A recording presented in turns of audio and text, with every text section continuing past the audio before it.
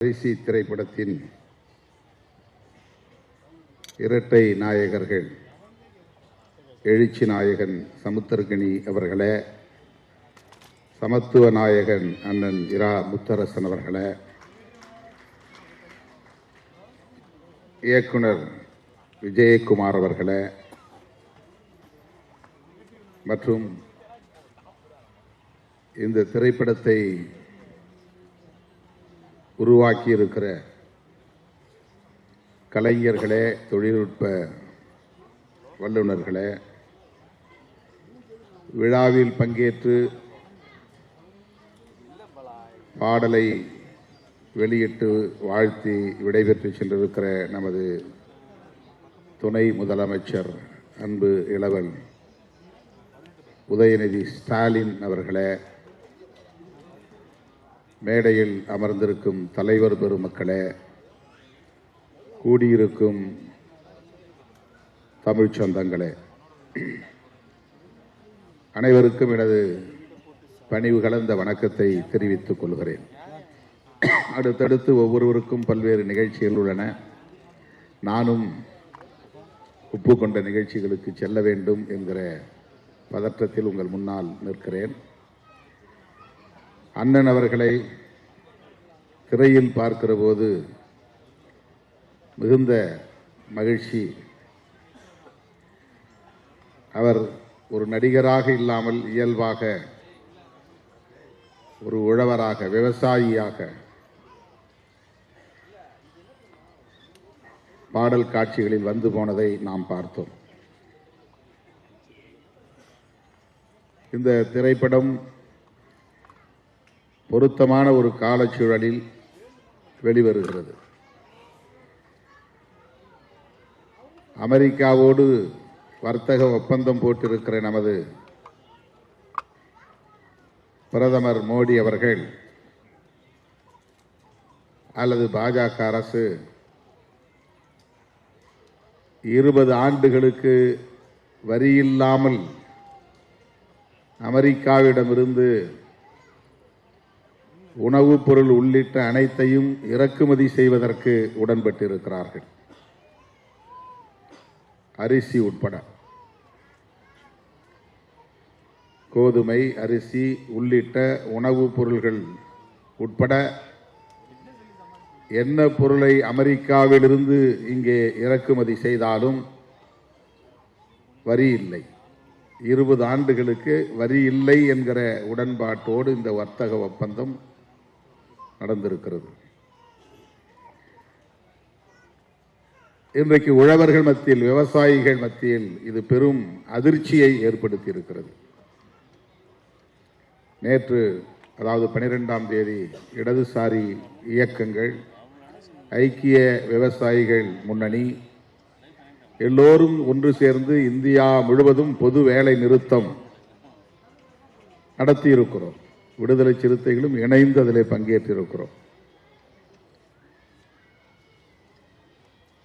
விவசாயிகள் இனி உற்பத்தியை செய்ய முடியாது என்கிற ஒரு நிலையை நாம் எதிர்கொள்ள வேண்டிய சூழல் உருவாகி இருக்கிறது. ஒரு வசனம், அண்ணன் பேசிய வசனம், நான் உற்பத்தி செய்கிறேன், விவசாயம் செய்கிறேன், நெல்லை உற்பத்தி செய்கிறேன், அதற்கான விலையை தீர்மானிக்க எனக்கு உரிமை இல்லையா என்ற கேள்வியை எழுப்புகிறார். நாம் இந்த கேள்வியில் உள்ள ஆழத்தை புரிந்து கொள்ள வேண்டும். இன்னும் ஆதார விலையை நிர்ணயிப்பதற்கு ஒரு சட்டத்தை கொண்டு வர முடியவில்லை. அரிசியை தவிர அல்லது உணவுப் பொருள், நாம் உற்பத்தி செய்யக்கூடிய அரிசி, கோதுமை போன்ற பொருட்களை தவிர விவசாயிகளின் உற்பத்தி பொருள்களை தவிர மற்ற பொருள்களுக்கு மற்றவர்கள், உற்பத்தி செய்கிறவர்கள் விலையை நிர்ணயிக்க முடிகிறது. ஆனால் விவசாயிகள் தாம் உற்பத்தி செய்யக்கூடிய பொருளை அதற்கான ஆதார விலையை நிர்ணயிக்க முடியாத ஒரு சூழல். இது எங்கே போய் முடியும்? விவசாய உற்பத்தி எதிர்காலத்தில் என்னவாக இருக்க போகிறது என்கிற அச்சத்தை நமக்கு ஏற்படுத்தி இருக்கிறது. பெரும்பாலான நிலங்கள் தரிசு நிலங்களாக மாறி வருகின்றன. சென்னை போன்ற பெருநகரங்களை ஒட்டி இருந்த பயிர் நிலங்கள் முழுவதும் இன்றைக்கு கார்ப்பரேட்டுகளுக்கு தாரை வார்க்கப்படுகின்றன. தொழில் வளர்ச்சி என்கிற பெயரில்,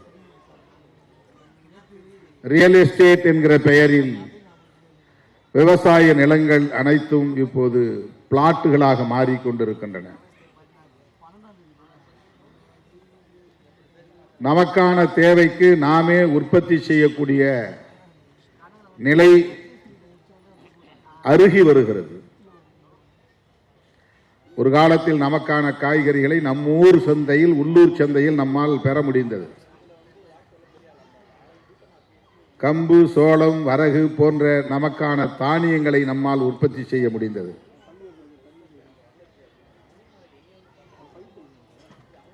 இன்றைக்கு அந்த விவசாயம் இருக்கிறதா என்றால் இல்லை. நம்முடைய வீட்டில் இருக்கிற ஆடு மாடுகள் கழிவுகளை, சாணம், ஆட்டு புழுக்கை போன்றவற்றை சேமித்து வைத்து அவற்றை எருவாக மாற்றி விவசாயத்திற்கு நிலத்தை பண்படுத்துவதற்கு நாம் பயன்படுத்திய காலம் உண்டு. அரசாங்கம் நம்மை இதைத்தான் பயிர் செய்ய வேண்டும் என்று வற்புறுத்திய நிலை அப்போது இல்லை. ஆனால் இப்போது உலக சந்தைக்கான உற்பத்தி செய்ய வேண்டும் என்று விவசாயிகள் நிர்பந்திக்கப்படுகிறார்கள். கரும்பு உற்பத்தி, மக்காச்சோளம் உற்பத்தி, அதற்கு அவன் உரம் கொடுக்கிறான், அவனே பூச்சி மருந்தும் கொடுக்கிறான். விவசாயிகள் சுதந்திரமாக தமக்கான உற்பத்தியில் ஈடுபட முடியாத நிலை மாறி இப்போது அந்த உற்பத்தியையும், அதாவது உலக சந்தைக்கான உற்பத்தியையும் அவன் விரும்புகிறபடி மாற்றி அமைத்துக் கொண்டிருக்கிறான். அதிலும் இப்போது விவசாயிகளுக்கான சுதந்திரம் இல்லை. நிலங்கள் பறிபோய் கொண்டிருக்கின்றன. கோடிக்கணக்கான மக்கள் நிலமற்ற விவசாய கூலி தொழிலாளர்களாக இருக்கிறார்கள். விவசாயிகள் வேறு, விவசாய கூலி தொழிலாளர்கள் வேறு. விவசாய கூலிகளுக்கு நிலம் வேண்டும் என்று போராடிய காலம் போய் இப்போது விவசாயத்திற்கே நிலமில்லாத சூழல் ஏற்பட்டுக் கொண்டிருக்கிறது என்கிற ஆபத்து நம்மை சூழ்ந்திருக்கிறது. இந்த நிலையில்தான் நெல் உற்பத்தி, அரிசி போன்றவற்றை குறித்து நாம் இங்கே பேசிக் கொண்டிருக்கிறோம்.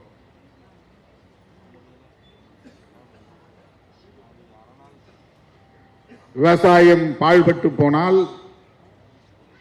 எதிர்கால சந்ததியினரின் நிலை கவலைக்குரியதாக மாறும். வேளாண் சட்டங்கள் எந்த அளவுக்கு உழவர்களுக்கு எதிராக, விவசாயிகளுக்கு எதிராக, விவசாய தொழிலாளர்களுக்கு எதிராக கொண்டு வரப்பட்டது என்பதை நாம் அறிவோம்.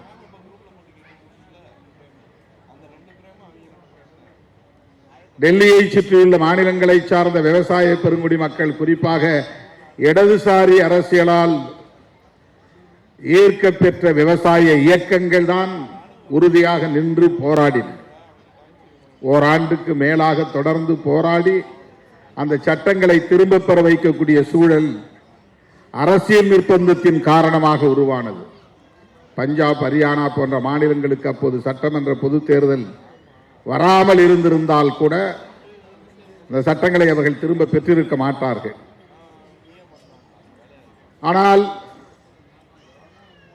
விவசாய சட்டங்களை திரும்ப பெற்ற அரசு தொழிலாளர்களுக்கான சட்டங்களை, தொகுப்பு சட்டங்களை இன்னும் திரும்ப பெறவில்லை. 44 சட்டங்கள் இருந்தன. அவற்றை எல்லாம் 4 சட்டங்களாக தொகுத்து விட்டார்கள். தொழிலாளர்கள் சங்கம் அமைக்க முடியாத நிலை, தங்களுக்கான ஊதியத்தை கூலியை கோரிக்கைகளாக வைக்க முடியாத நிலை, இதுவெல்லாம் எங்கே போய் முடியும் என்று கவலை அதிகரிக்கிறது. இப்படிப்பட்ட ஒரு சூழலில் ஒரு இடதுசாரி இயக்கத்தின் தலைவர் மக்களோடு மக்களாக களத்தில் நின்று போராடி அந்த மக்களுக்காக தன் வாழ்வை ஒப்படைத்துக் கொண்ட ஒரு தலைவர் இன்றைக்கு திரைத்துறையிலே தோன்றியிருக்கிறார். ஒரு நாயகனாக பாத்திரமேற்றிருக்கிறார் என்பது வெறும் திரை கவர்ச்சியான ஒரு அணுகுமுறை அல்ல, திரை கவர்ச்சிக்கான ஒரு அணுகுமுறை அல்ல. அதிலும் ஒரு அரசியல், நமக்கான அரசியல், இடதுசாரி அரசியல் விவாதிக்கப்படுவதற்கான தேவையை உணர்ந்து அவர் அதில் அடியெடுத்து வைத்திருக்கிறார் என்று நான் நம்புகிறேன். சமுத்திரக்கனி அவர்கள் பேசியதைப் போல இடதுசாரிகள் கலைத்துறையை நல்ல முறையில் பயன்படுத்திக் கொள்ள வேண்டும் என்பதை நான் வழிமொழிகிறேன். இன்னும் அதிலே தீவிரம் காட்ட வேண்டிய தேவை இருக்கிறது. இந்தியாவில் எந்த மாநிலத்திலும் இல்லாத ஒன்று தமிழ்நாட்டிலே அரசியல் துறையும் கலைத்துறையும் பின்னி பிணைந்ததாக இருக்கிறது. தனக்கான முதலமைச்சரை திரையில் தேடுகிறவனாக தமிழன் இருக்கிறான் என்று நாம் பேசுவதை பார்க்கிறோம். இங்கே கருத்தியலுக்கு, போராட்டங்களுக்கு, தியாகங்களுக்கு, முற்போக்கு சிந்தனைகளுக்கு தரப்படுகிற முக்கியத்துவத்தை விட இத்தனை கோடி வருமானம் வரும் அந்த வருமானத்தையும் விட்டுவிட்டு அரசியலுக்கு வந்திருக்கிறார் எங்கள் தலைவர் என்று சொல்லக்கூடிய நிலை தமிழகத்திலே இருக்கிறது. திரைப்படத்துறையிலே வருமானத்தை விட்டுவிட்டு அரசியலுக்கு வந்துவிட்டார். ஆகவே அவரை முதலமைச்சராக்க வேண்டும். ஊர் ஊராய் செல்ல வேண்டாம், மக்களுக்காக போராட வேண்டாம், வழக்குகளை சுமக்க வேண்டாம், தடியடி வாங்க வேண்டாம், சிறைச்சாலை செல்ல வேண்டாம், ஏகம் எதுவும் செய்ய வேண்டாம். திரையில் தோன்றினால் தமிழ்நாட்டின் முதலமைச்சராகிவிட முடியும். இது இந்தியாவில் எந்த மாநிலத்திலும் இல்லாத ஒரு நிலை. எல்லா மாநிலங்களிலும் திரைக்கலைஞர்கள் இருக்கிறார்கள், இயக்குநர்கள் இருக்கிறார்கள், சூப்பர் ஸ்டார்கள் இருக்கிறார்கள். அமிதாப் பச்சன் இந்தியாவிலேயே ஒரு புகழ்பெற்ற சூப்பர் ஸ்டார் தான். ஆனால் அவர் முதலமைச்சராக ஆசைப்பட்டதில்லை. கேரளாவிலே அப்படி பல சூப்பர் ஸ்டார்கள் உண்டு, மம்முட்டி போன்றவர்கள். அவர்கள் முதலமைச்சராக ஆசைப்பட்டதில்லை. ஆந்திராவிலும் உண்டு, கர்நாடகாவிலும் உண்டு. ஆனால் இந்தியாவில் மட்டும்தான் ஒரு படத்தில் நடித்தால் போதும் அடுத்து முதலமைச்சராகலாம் என்கிற நிலை. ஜனநாயகத்தில் எல்லோருக்கும் அந்த உரிமை உண்டு, நாம் அதை மறுக்கவில்லை. ஆனால் இந்த சிந்தனை போக்கு இருக்கிறதே, இந்த உளவியல் இருக்கிறதே, இந்த திரைத்துறை தமிழக அரசியல் களத்தில் ஏற்படுத்தி இருக்கிற தாக்கம் இருக்கிறதே, அது ஒரு பிற்போக்கானதாக இருக்கிறது என்கிற கவலையில் இருந்துதான் சமுத்திரக்கனி அவர்கள் இங்கே இடதுசாரிகள் கலைத்துறையில் இன்னும் தீவிரமாக ஈடுபட வேண்டும் என்பதை முன்மொழிந்திருக்கிறார் என்று நான் நம்புகிறேன். பல தோழர்கள் இன்றைக்கு இடதுசாரி சிந்தனை உள்ளவர்கள் திரைத்துறையில் இருக்கிறார்கள். அவர்கள் கம்யூனிஸ்ட் கட்சிகளில் இல்லாமல் இருக்கலாம், சிபிஐ சிபிஎம் போன்ற கட்சிகளை சார்ந்தவர்களாக இல்லாமல் இருக்கலாம். ஆனால் நமக்கு இருக்கிற பெரிய ஆறுதல் திரைத்துறையில் கலைத்துறையில் இடதுசாரி சிந்தனை உள்ளவர்கள் இருக்கிறார்கள் என்கிற அந்த நம்பிக்கை தான். தோழர்களே, இன்றைக்கு வலதுசாரிகளின் அரசியல் மேலோங்கி இருக்கிறது. எந்த ஆயுதங்களை பயன்படுத்தியும் அதிகாரத்தை கைப்பற்றிவிட முடியும் என்கிற உத்திகளை அவர்கள் கையாளுகிறார்கள். மாநிலத்திற்கு மாநிலம் அவர்கள் உத்திகளை மாற்றுகிறார்கள். தமிழ்நாட்டிலே சிவபெருமானை சொல்லியோ அல்லது மகாவிஷ்ணுவை சொல்லியோ ராமபிரானை சொல்லியோ அரசியல் செய்து வெற்றி பெற்றுவிட முடியாது. முருகப்பெருமானை சொல்லி பார்த்தார்கள், வேலை தூக்கி பார்த்தார்கள், அது எடுபடவில்லை. திருப்பரங்குன்றத்தையும் கையில் எடுத்து பார்த்தார்கள், அவர்களின் அரசியல் இங்கே வெற்றி பெறவில்லை. ஆகவே திரைத்துறையை சார்ந்தவர்களை வளைத்து போட்டு அதன் மூலம் ஆட்சி மாற்றத்தை ஏற்படுத்தி, எப்படி டெல்லியிலே ஷீலா தீட்சித்தை மாற்றி கெஜ்ரிவால் அவர்களை அமர வைத்து பிறகு அவரையும் தூக்கி எறிந்து விட்டு இன்றைக்கு அவர்கள் கனவை நனவாக்கி கொண்டிருக்கிறார்களோ அதை போல தமிழகத்திலும் அவர்கள் ஒரு உத்தியை கையாள பார்க்கிறார்கள். ஆட்சி மாற்றம் நிகழ்வது அது தவிர்க்க முடியாதது. இன்றைக்கு வரும், நாளைக்கு போகும். ஆனால் யார், எந்த சிந்தனை உள்ளவர்கள், எத்தகைய சிந்தனை உள்ளவர்கள், என்ன அரசியல் பேசக்கூடியவர்கள், எந்த நிலைப்பாட்டை கையில் எடுக்கிறவர்கள் ஆட்சியில் இருக்க வேண்டும் என்பது குறித்த பார்வை நமக்கு தேவைப்படுகிறது. வலதுசாரிகளின் கை நாளுக்கு நாள் வலுப்பெற்று வருவது ஒட்டுமொத்த தேசத்திற்கே தீங்கு விளைவிப்பதாகும். அமெரிக்க அதிபரோடு போட்டிருக்கிற இந்த ஒப்பந்தம் அதற்கு ஒரு சான்று. விவசாயத்தை பாதுகாக்க வேண்டுமானால், விவசாயிகளை பாதுகாக்க வேண்டுமானால், விவசாய கூலி தொழிலாளர்களை பாதுகாக்க வேண்டுமானால் இந்திய மண்ணில் இடதுசாரி அரசியல் இன்னும் வலுப்பெற வேண்டும். அனைத்து தளங்களிலும் அது விரிவடைய வேண்டும். தமிழ்நாட்டில் அது திராவிடம் என்கிற பெயரில் இயங்குகிறது என்பதால் தான் இடதுசாரிகள் திராவிட கட்சிகளோடு, குறிப்பாக இன்றைக்கு மதசார்பற்ற முற்போக்கு கூட்டணியில் இடம்பெற்று இயங்கி வருவதை நாம் பார்க்கிறோம். பெரியார் அரசியலும் மார்க்சிய அரசியலும் அம்பேத்கரிய அரசியலும் ஒரே நேர்கோட்டில் பயணிக்கக்கூடியவை. முதன்மைப்படுத்துவதிலே முரண்பாடுகள் இருக்கலாம், எந்த அரசியலை முதன்மைப்படுத்துவது என்பதிலே முரண்பாடுகள் இருக்கலாம்.